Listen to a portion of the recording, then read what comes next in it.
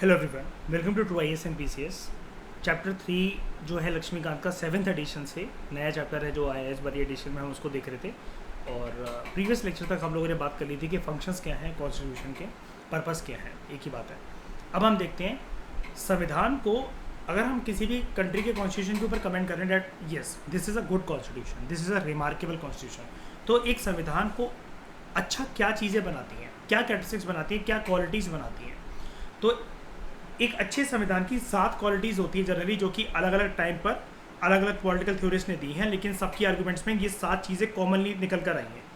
Number 1, again I am telling you, ये चीज़ काफ़ी handy है because being a PSIR optional student आपसे interview में पूछी जा सकती है।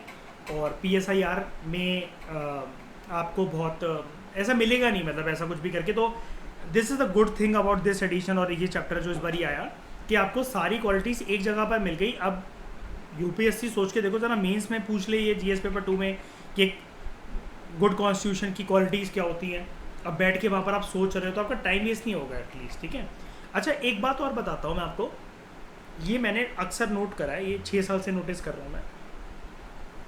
लक्ष्मीकांत का जब भी कोई लेटेस्ट एडिशन निकल कर आता है उसके अंदर जो नया चैप्टर होता है ना, अब UPSC को तो खुद से भी चाहिए। मैं ये नहीं कह रहा कि UPSC लक्ष्मीकांत से क्वेश्चन बनाता है या कुछ भी करता है, मैं आपको UPSC की आइडियोलॉजी समझाता हूँ। लक्ष्मीकांत से सारे सवाल क्यों फंस जाते हैं UPSC में पॉलिटी से रिलेटेड, जिसने अच्छे से पढ़ रखी है।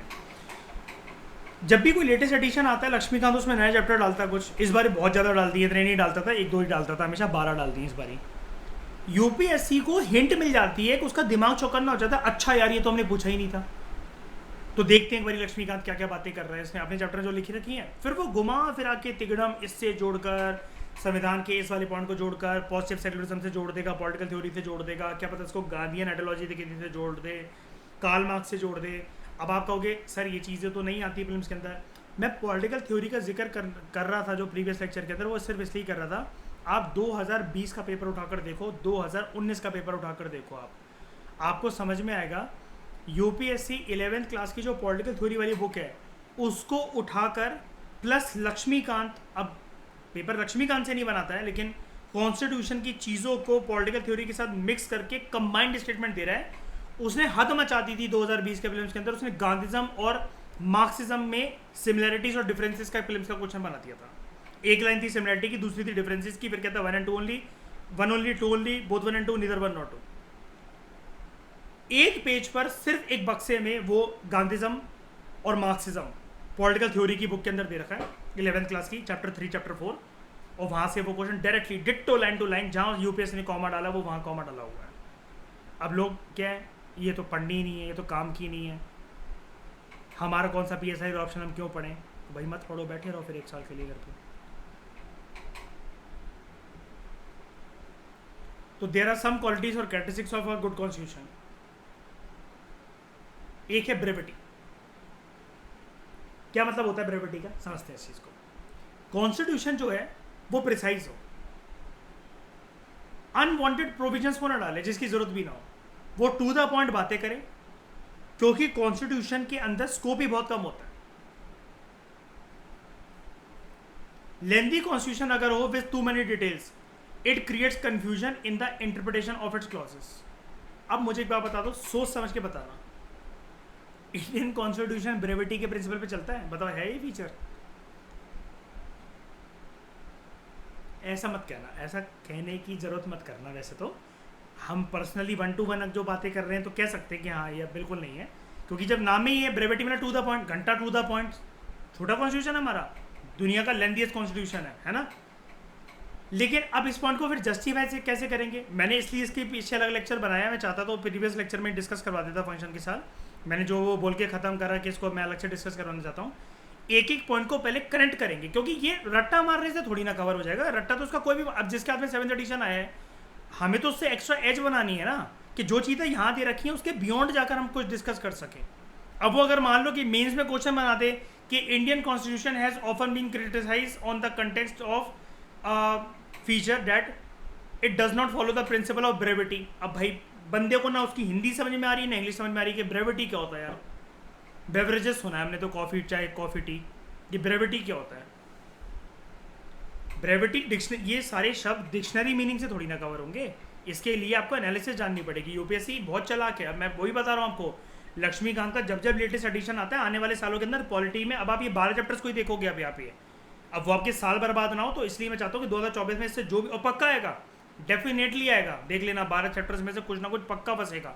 और ज़्यादातर जो पॉलिटी के क्वेश्चन फंसेंगे वो इन्हीं 12 चैप्टर्स में तो फंसेंगे। यूपीएससी को एक नई इंसाइट मिलेगी, ओ ये तो पूछा ही नहीं हमने। और पॉलिटी को पूछ पूछ के और मॉडर्न हिस्ट्री को पूछ पूछ के यूपीएससी वैसे बहुत ज़्यादा परेशान रहता है, हद से ज़्यादा, क्योंकि क्वेश्चन ही नहीं है ना नए बनाने के लिए। 30 सालों में सब कुछ पूछ तो चुका है। हाँ, तो कॉन्स्टिट्यूशन शुड बी प्रिसाइज। हमारा कॉन्स्टिट्यूशन प्रिसाइज नहीं है, हमारा कॉन्स्टिट्यूशन बहुत डिटेल्ड है, ये कह सकते हो। लेकिन जस्टिफाई कैसे करेंगे? ब्रेविटी का मतलब क्या है? वो साथ में ये भी बोल रहा है प्रिसाइज के साथ साथ plus there should not be any unwanted provision. हमने कोई भी फालतू की चीज नहीं डाल रखी अपने कॉन्स्टिट्यूशन में। Only those things have been written in the Indian constitution with suited Indian conditions, और वो एडमिनिस्ट्रेशन को, गवर्नमेंट के ऑर्गेनाइजेशन को, पीपल और गवर्नमेंट के रिलेशनशिप को आसान बना सके, डिटेल में जाकर बात कर सके, ताकि कोई भी वेगनेस ना रह जाए। इसलिए हमने डिटेल प्रोविजन डाल रखी। मतलब हमें इसको जस्टिफाई तो कर रहे हैं ना, वो ये कह रहा है lengthy constitution creates too much confusion. अब जैसे आप भी कभी कभार सोचते हो कि भाई एक लाइन को कितना खींचे जा रहे हैं, कितना खींचे जा रहे हैं। नितिन सिंघानिया के लिए जैसे मुझे कई सारे कमेंट आते हैं, आधा आधा पैराग्राफ पता नहीं तुम भाई 45 मिनट में पढ़ा रहे हो। तो मेरा उनसे साफ सिंपल एक आंसर रहता है सबके लिए कि take my middle finger salute and get lost. ठीक है, बात यह है कि जो भी चीज़ अगर एक लेंदी तरीके से अगर डिस्कस करी जाती है या समझाई जाती है किसी की भी चीज़ को, या डिटेल में लिखी जाती है, तो वो कन्फ्यूजन कैसे क्रिएट कर सकता है? वो तो कन्फ्यूजन को मिटाएगा ना, क्योंकि छोटी चीज़ लिखकर वेगनेस की संभावना ज़्यादा होती है संविधान जैसी चीज़ में। जैसे हम लोग करंट अफेयर में कितने बार पढ़ते हैं श्रेया कि ये चीज़ डिफाइन नहीं करी गई है, इस एक्ट को डिफाइन करना चाहिए। हर बार कंक्लूजन में पढ़ते हैं ना विजन आईएएस में, पॉलिटी में, कि ये जो है ये डिफाइन नहीं करा गया, इसको डिफाइन करना चाहिए। जैसे कल ही हम लोग क्या पढ़ रहे थे, वो जेनरिक मेडिसिन की कोई डेफिनेशन ही नहीं है। टेररिज्म जो भारत की सरकार ने यूएन के सामने वो पेश करा, CCIT, comprehensive convention on international terrorism की कोई परिभाषा ही नहीं है। तो वो डॉक्यूमेंट कितना भी, मतलब अगर वो छोटा जो प्रिसाइज बन रहा है तो वो कितना भी एक्सप्लेन करने की कोशिश कर ले, वो फिर वो ज़्यादा कन्फ्यूजन क्रिएट करेगा एज कम्पेयर टू कोई भी चीज़ जो लेंथी है। तो आप समझ जाना, इंटरव्यू में आपको ये वाला पॉइंट पेश करना है जो मैंने बोला, मेंस में ये पॉइंट पेश करना है आपको, प्रीलिम्स में तो आएगा नहीं ऐसी चीज़। हाँ, ये आ सकता है जानबूझ के, वो थोड़ा सा आजकल ना अंग्रेजी बहुत हाई लेवल की खेलते हैं आजकल प्रीलिम्स के पेपर के अंदर, तो वो दे सकते हैं which among the following makes a particular constitution as a good constitution, या what are the characteristics of a good constitution. अब आपको क्लैरिटी, डेफिनेटनेस, कॉम्प्रिहेंसिवनेस, ये सब कुछ दे दें, फिर वो ब्रेविटी को मेंशन कर दें, तो आपको हो सकता है ये अंग्रेजी टर्म समझ में ना कि ब्रेविटी क्या होता है। लेकिन ये दोगलेबाजी कर रहा है ना, मतलब अलग अलग पॉलिटिकल थ्योरीज ने जो अपने साथ बातें बोली हैं वो यहाँ पर ये मेंशन कर रहा है। ब्रेविटी की बात को अपनी बात से मुकर जाएगा पॉइंट नंबर 4 में, कॉम्प्रिहेंसिवनेस कटवा लिया इसने अपना। फिर क्यों बोल रहे हो भाई यहाँ पर, क्यों भौंक रहे हो यहाँ पर कि too many details create too much confusion? बिल्कुल कंफ्यूजन नहीं होती, इंटरप्रिटेशन आसान हो जाता है, क्योंकि डिटेल में लिखने के बाद भी इंटरप्रिटेशन की कमी रह जाती है। And who is the highest interpreter of the Indian constitution? Supreme court के प्रेसिडेंट या Modi ji? Supreme court is the highest interpreter of the constitution. Who is the guardian of the constitution? Supreme court. UPSC ने question पूछा था 2015, I think 15 में, हाँ नहीं 15 में नहीं, 13 में। Clarity, constitution should specify it's provisions in the clear terms. Complicated language जो है, it would reduce the degree of its understanding. हमारा कॉन्स्टिट्यूशन आप कह सकते हो वो टर्म्स को क्लियरली डिफाइन करने की कोशिश करता है। हमारे कॉन्स्टिट्यूशन में क्योंकि लेंथी नेचर की वजह से क्लैरिटी है, बहुत सारी चीज़ों में जिसमें क्लैरिटी नहीं है, तो वो सुप्रीम कोर्ट की जिम्मेदारी है कि आने वाले टाइम के अंदर वो क्लैरिटी आ जाए। अब आप कहोगे नहीं सर जी, वो तो जो पहला दूसरा चैप्टर था, तीसरा चैप्टर था लक्ष्मीकांत का, वो तो ये बोल रहा था जब हमने कॉन्स्टिट्यूशन को क्रिटिसाइज करा था कि it is a paradise of lawyers, इन्होंने कॉम्प्लिकेटेड लैंग्वेज का यूज़ करा है। तो भाई आपने उस चैप्टर को फिर ध्यान से सुना नहीं, इसका मतलब आगे जाके उस चैप्टर में ये भी तो बताया गया था कि कुछ सालों के बाद कॉन्स्टिट्यूशन का पूरा हिंदी अनुवाद, हिंदी टेक्स्ट खड़ा कर दिया गया था सुप्रीम कोर्ट के ऑर्डर पे। जो टर्म्स हैं उसको अगर वो लिखे भी गए इतने टफ, ठीक है, लॉयर्स ने उसको बनाया था और पढ़े लिखे लोगों ने उसको बनाया था, आम जनता के समझ में नहीं आता है। वी एक्सेप्ट दिस क्रिटिसिज्म, इसको तो एक्सेप्ट करते ही हैं यार। अब एक बार बताओ ना, रोड पे चलते इंसान से मैं पूछूं, क्यों भाई तुमने सुना है प्रेसिडेंट का रिमूवल नहीं हो रहा है, इम्पीचमेंट हो रहा है। इम्पीचमेंट जैसे शब्द को कोई नॉर्मली डिक्शनरी पे भी सर्च मार के क्यों देखेगा, बताओ, अगर वो पॉलिटी नहीं पढ़ रहा है। ये शब्द कहाँ ही आता है, कौन से सब्जेक्ट में आता है? छठी से लेकर 12वीं तक मुझे एक सब्जेक्ट यहाँ पे अपनी कॉलेज की एक भी फील्ड गिनवा दो जहाँ ये जो इम्पीचमेंट शब्द आता हो। कोई सा भी सब्जेक्ट गिनवा दो, कहीं नहीं यूज होता ये शब्द। बताओ होता है किसी भी फील्ड में? जियोलॉजी में, ज्योग्राफी में, जूलॉजी में, बॉटनी में, इंजीनियरिंग में, साइंस में, मैथ्स में, पॉलिटिकल साइंस में, जर्नली अगर आप मतलब सिर्फ प्रेसिडेंट का कंटेक्ट चैप्टर ना पढ़ रहे हो तो नहीं होता। हिस्ट्री में कभी आपने सुना है? इतनी लंबी हिस्ट्री पढ़ते रहते हो बचपन से लेकर के, इम्पीचमेंट हो गया था फ्रांस के राजा का या इसका उसका, सुना है ऐसा कोई शब्द? नहीं। तो वो तो हम चीज़ें ठीक है एक्सेप्ट करते हैं कि क्लैरिटी आनी चाहिए, लेकिन बस यही है कि इसको और ज़्यादा क्लियर बनाना चाहिए आने वाले सालों के अंदर। Clarity should be created more. और उसके लिए कौन है करेगा? कौन? Supreme court, as it works as the highest interpreter of the constitution. उसकी टर्म्स क्लियरली डिफाइंड होनी चाहिए। अगला, definiteness. Constitution should contain a definite meaning of its provisions. जो भी उसके अंदर डाल रखा है उसका डेफिनेट क्रिस्टल क्लियर मीनिंग होना चाहिए। कोई भी एम्बिगुअस मतलब वेग एंड डिफरेंट मीनिंग्स, ये बेसिकली जजेस को एक मुसीबत में डाल देंगे कि अलग अलग तरीके से फिर इंटरप्रिटेशन हो सकती है। जैसे ये चीज जुडिशरी को ही रिजॉल्व करनी होगी, क्योंकि ये अगर हम अपने देश के साथ जोड़ें, हर एग्जांपल अपने देश के साथ ही जोड़ेंगे। डेफिनेटनेस के कंटेक्स्ट में आपको ये बता सकता हूं मैं, याद है basic structure of the constitution?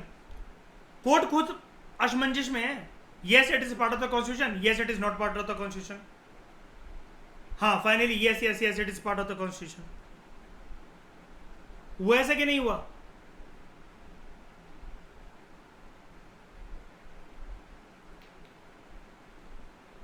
Preamble part of the constitution, not part of the constitution, yes it is part of the constitution. हुआ ऐसा? राइट टू प्रॉपर्टी पहले डाल दिया गया एज अ फंडामेंटल राइट, बाद में निकाल लिया गया। Now there are only 6 fundamental rights, right to property being a legal right under article 300A।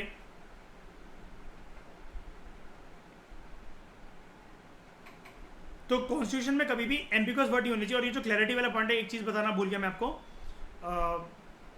Constitution should specify it's provisions in clear terms.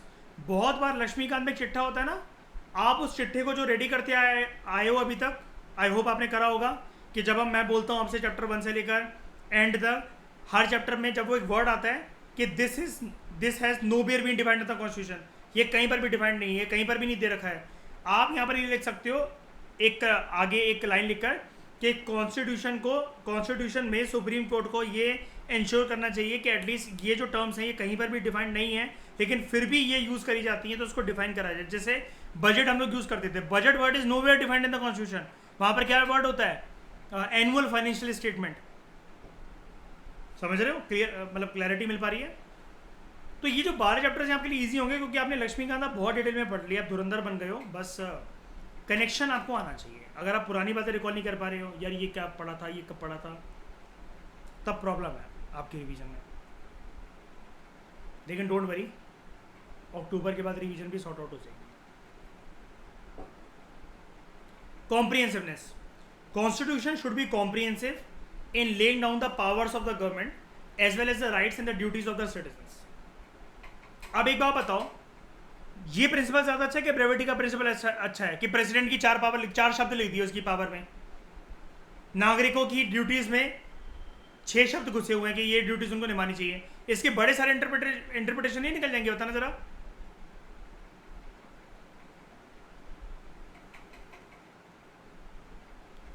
Constitution should be comprehensive in laying down the powers of the government as well as the rights and duties of the citizen. इसकी वजह से क्या होगा, controversies और जो case जाते रहते हैं सुप्रीम कोर्ट के पास या दूसरी जुडिशरीज के पास, लिटिगेशंस जो अपील्स हैं, जो PIL है, उसका स्कोप कम होगा, ताकि जुडिशरी का टाइम वेस्ट ना हो इन कॉन्ट्रोवर्सीज को और लिटिगेशंस को एड्रेस करने के लिए। सूटेबिलिटी, हर देश का कॉन्स्टिट्यूशन उस देश के नागरिकों के एम्स एंड एस्पिरेशंस और उनकी नीड्स को फुलफिल करने के लिए बना होना चाहिए। It must be suitable to the historical, socio economic, cultural and political conditions of the nations. हमारा कॉन्स्टिट्यूशन ऐसी सुटेबल है तो आप इसमें ये लाइन लिख सकते हो कि जब हमारे कॉन्स्टिट्यूशन को क्रिटिसाइज करा जाता है on the ground of borrowed या फिर पैच वर्क, तो ये गलत क्रिटिसिज्म है, बिकॉज मैंने पढ़ाया था ना आपको, ये लाइन लिखवाई थी, only those conditions were borrowed from the constitutions of other countries which suited Indian conditions, right. हमने ब्लाइंड बोरोइंग नहीं कर रखी है। अंबेडकर जी ने बोला था ना, it was not a blind borrowing, only those conditions were borrowed from the constitutions of other countries which suited Indian condition. It was not a blind borrowing. Stability, संविधान के अंदर जो भी चीजें लिखी गई हैं उसमें ये इंश्योर करने की कोशिश करनी चाहिए कि वहां पर पॉलिटिकल स्टेबिलिटी हो देश के अंदर, and it should not allow easy tampering. Tampering word वैसे तो आपको याद है कि आपको पता है कि इलेक्शंस के कंटेक्स्ट में यूज होता है, कि है ना, कि इलेक्शंस के मामले में टेम्परिंग कर दी, कि वोट ऊपर नीचे कर दिए, चिट्ठे ऊपर नीचे कर दिए, काउंटिंग में धांधलेबाजी हो गई, है ना, या फिर जो इलेक्ट्रॉनिक वोटिंग मशीन है EVMs, वहां पर टेम्परिंग हो गई। यहां पर क्या बोला जा रहा है, पॉलिटिकल स्टेबिलिटी होनी चाहिए, संविधान में ऐसी चीजें लिखी होनी चाहिए जिसकी वजह से देश में पॉलिटिकल स्टेबिलिटी का माहौल हो, सरकारें बार बार गिरती रहे, बनती रहे, ऐसा नहीं होना चाहिए, ठीक है। And it should not allow easy tampering. Constitution अपने आप में इतना सक्षम हो, अपने आप में इतना स्ट्रांग हो कि उसको खुद भी छूना इतना इजी ना हो, वो भी अपनी खुद की एक लक्ष्मण रेखा को डिसाइड कर सके अपनी ही खुद की रूल बुक में। ये चीज कैसे करी जाती है, बड़ी सारी चीजें संविधान की एक कैटेगरी में, एक लक्ष्मण रेखा में बना दी गई है, basic structure of the constitution, जिसको सुप्रीम कोर्ट ने बोला है कि even government, even me can not touch those features, right. तो this would strengthen the obedience of the citizens to the constitution. और हमारा सबसे strong article 1 which describes India और भारत एज अ यूनियन। हम लोग दूसरे स्टेट्स को ले सकते हैं, अपने देश में मिक्स कर सकते हैं, एक दूध के गिलास में चीनी की तरह, लेकिन कोई भी देश में से कोई भी हिस्सा क्या नहीं कर सकता है, अलग नहीं हो सकता है कंट्री बनाने के लिए। जैसे ग्रेटर नागालैंड, खालिस्तान, ये सब नहीं अलाउ नहीं करे जा सकते।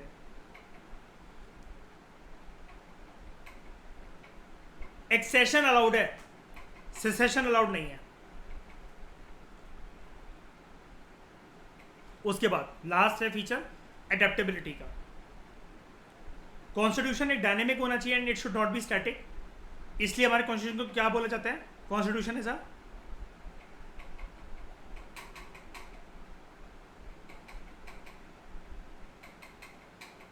सिर्फ वो एक स्केलेटन नहीं है, उसका बॉडी और जो फ्लैश है, स्केलेटन जो है वो कॉन्स्टिट्यूशन का बना हुआ ढांचा है, उसका जो फ्लैश और ब्लड है, it is provided through the scope of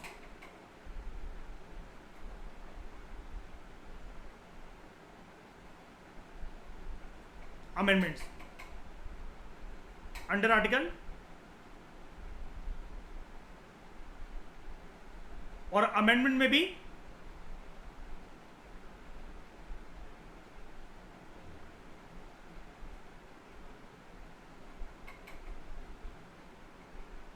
किसी को भी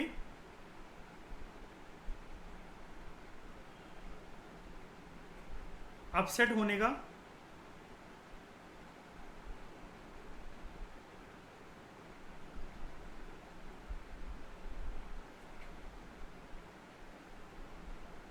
मौका ना मिले, तो इसके लिए क्या करा जाता है,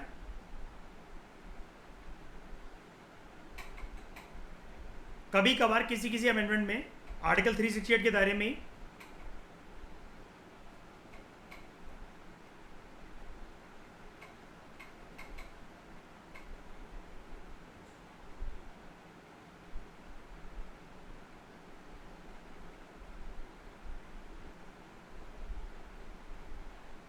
50% ऑफ द स्टेट लेजिस्लेचर का कंसेंट लिया जाता है।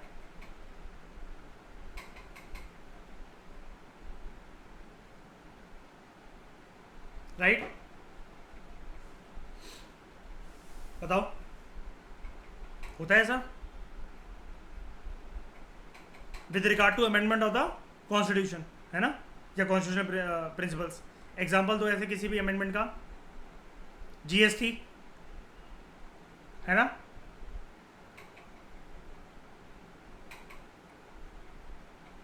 राइट टू प्रॉपर्टी, उसका रिमूवल,